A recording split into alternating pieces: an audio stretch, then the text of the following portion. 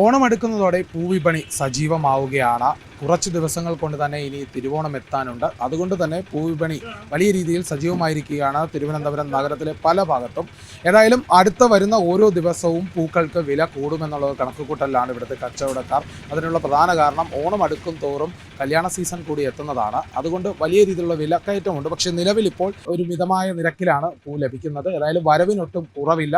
മറ്റു സംസ്ഥാനങ്ങളിൽ നിന്നുള്ള പൂ ഇവിടേക്ക് എത്തുന്നുണ്ട്. ഒരു കുറവുമില്ലാതെയാണ് അത് തുടരുന്നതെന്നാണ് ഇപ്പോൾ കച്ചവടക്കാർ പറയുന്നത്. 3 ദിവസം കൊണ്ട് വില കുറവാണ്. നാളെ തൊട്ട് കൂടുമെന്നത്തെ കുറേശ്ശെ കൂടിക്കൊണ്ടിരിക്കുക. വ്യാപാരം 3 ദിവസം കൊണ്ട് തുടങ്ങി. കമ്പോളം വിപണിയാവണം നാളെ തൊട്ടാണ്. വരവുണ്ട്. മുല്ലയ്ക്ക് ഇപ്പോഴും സാമാന്യ വിലയാണ്, അധികം കൂടിയിട്ടില്ല. ഇപ്പോൾ മുല്ല മുഴത്തിന് 50 രൂപ ഇപ്പോഴും. അത് നാളെ തൊട്ട് സ്വപ്പം കൂടും. ഏറ്റവും വില കുറഞ്ഞ് നിൽക്കുന്നത് കാന്തി 150 ഇപ്പോഴും. അത് 200-300 ആവും. വാടാമുല്ലയൊക്കെ ഇപ്പോഴും ഇന്ന് വില കുറവാണ്. നാളെ തൊട്ട് കയറിയുള്ളൂ. കയറാവും. നാളെ തൊട്ട് അങ്ങോട്ട് ഓണമാണല്ലോ. പിന്നെ ഉത്തരാടാകുമ്പോൾ എത്തിക്കൂടെ കൂടും. ഈ പറയണതിനും 50 രൂപ 100 രൂപ കൂടും. നല്ല വൃത്തിയായിട്ടുണ്ട്. ഇന്ന് രാവിലെ തുടങ്ങിയില്ലേ, ഇനിയിപ്പോൾ ആരംഭിക്കുമ്പോൾ കൂട്ടം വരും. ഇന്ന് 4 മണി തൊട്ട് ഭയങ്കര കൂട്ടമായി. നാളെ യഥാർത്ഥ കൂട്ടമാണ്. ഇപ്പം ഒരു ആവറേജ് വിലയിൽ നിൽക്കുന്നുണ്ട്. ഉത്രാടം അടുപ്പിച്ച് നല്ല വിലയാകും. പിന്നെ മുഹൂർത്തങ്ങളുണ്ട്, കല്യാണങ്ങളുള്ളതുകൊണ്ട് പിച്ചിക്കും മുല്ലയ്ക്കും വില കൂടുതലാവാൻ ചാൻസ് ഉണ്ട്. ഇപ്പം തുടങ്ങി വരുന്നതേ ഉള്ളൂ. വലിയ വില ആയിട്ടില്ല. നിലവിൽ 1000 രൂപയുണ്ട് കിലോ. മുല്ല 1000 രൂപയുണ്ട്, പിച്ചിയും കിലോ 1000 രൂപയുണ്ട്. പൂവിനെല്ലാം വില കുറവുണ്ട്. ഗേന്തിയും വാടാമുല്ലയും അരളിയെല്ലാം വില കുറവുണ്ട്. ഇപ്പം ഇനി ലാസ്റ്റ് അവസാന ദിവസം മാത്രമേ വില കൂടാൻ ചാൻസ് ഉള്ളൂ. നല്ല പൂവാണ്. മഴയില്ലാത്തതുകൊണ്ട് സാഹചര്യം എല്ലാം അനുകൂലമായിട്ട് വന്നുകൊണ്ട് നല്ല പൂവാണ് ഇപ്പോൾ വന്നിട്ടുള്ളത്. നല്ല വിലയും കുറവുണ്ട്. കഴിഞ്ഞ വർഷത്തെ അപേക്ഷിച്ച് വില ആയിട്ടില്ല, വില കൂടിയിട്ടില്ല.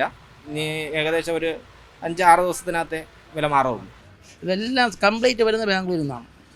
തമിഴ്നാട്ടിൽ നിന്ന് വരുന്നത് മുല്ലയും പിച്ചിയും മാത്രമേ.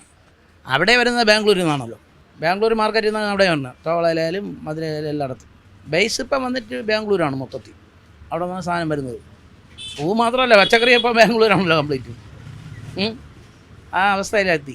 പിന്നെ സാധനമൊക്കെ വില കൂടുതലാണ്. അവിടെ നിന്ന് വരാൻ നേരത്ത് കാന്തി ഏകദേശം 100 രൂപ, കറക്റ്റ് 100 രൂപ ആവും ചിലവിടക്കം നമുക്ക് 1 കിലോയ്ക്ക്. അസൽ 100 രൂപ വിലയാവും അവിടെ നിന്ന് വരുന്ന സാധനത്തിന്. 78 രൂപ അവിടെ നിന്ന് അവർ വിലയിടും. 78-80 രൂപ. ഇപ്പോൾ കൂടിക്കൊണ്ടിരിക്കണം ഓരോ ദിവസം. 65, 70, 75 ഇന്ന് 80 രൂപ ഇട്ടേക്കും. കിലോയ്ക്ക് 30 രൂപ ചിലവാകും 1 കിലോ വരാൻ നേരത്ത്. ബാംഗ്ലൂരിൽ നിന്ന് വരുമ്പോൾ വണ്ടി വരാൻ നേരത്ത് 1 കിലോയ്ക്ക് 30 രൂപ ചിലവാകും. നമ്മളിവിടെ 200 രൂപ, 160 രൂപ, 150 രൂപ ഈ റേഞ്ചിൽ കൊടുക്കണം. 200 രൂപ കൊടുത്താലേ നിൽക്കുന്ന സ്റ്റാഫ് കൊടുത്ത് മൂതായി പോകാവുള്ളൂ. അതേപോലെ തന്നെ വെള്ള ജമന്തി അതേ റേറ്റിന് 400 രൂപ വില കൊടുക്കും. വെള്ള ജമന്തി, വാടാമുല്ല ഇപ്പം വാടാമുല്ല തോവളയിലും ദിണ്ടിക്കിലും മധുരയിലേ ഉള്ളൂ. സാധനം വേണം. പണ്ടത്തെ പോലെ പ്രൊഡക്ഷൻ ഇല്ല, ഉൽപ്പാദനം ഇല്ല.